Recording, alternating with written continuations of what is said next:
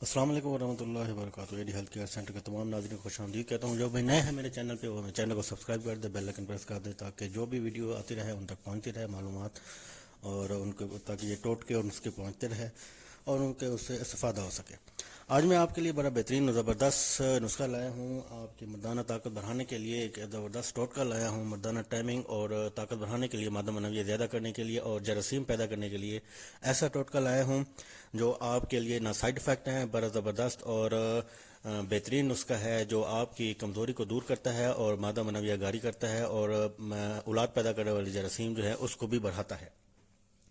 اور یہ نسخہ استعمال کریں۔ میرا واٹس ایپ نمبر بھی دیا گیا، اگر کوئی مسئلہ مسائل آپ کو زیادہ چل رہے ہیں، صداق کا مسئلہ ہے یا اولاد نہیں ہو رہی یا کوئی اور مسئلہ مسائل ہے، ہم سے رابطہ کر سکتے ہیں، ہم سے ادویات لے سکتے ہیں، منگوا سکتے ہیں۔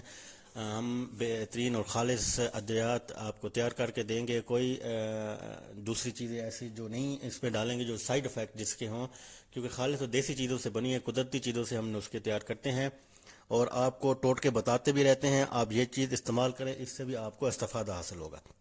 چلتا ہوں نسخے کی طرف، آپ کو بتا دوں کہ کیا کیا چیز چاہیے۔ کدو چاہیے، کدو کے بیج چاہیے آپ کو۔ کدو کے بیج آپ کو 2 چمچ چاہیے۔ اس کے بعد بادام چاہیے، بادام بھی آپ کو 2 چمچ چاہیے۔ ان کا آپ نے اچھی طرح کوٹ لینا ہے، سفوف بنا لینا ہے۔ جب آپ ان کو سفوف بنائیں گے تو ان میں 3 چمچ آپ نے شہد مکس کر دینا ہے۔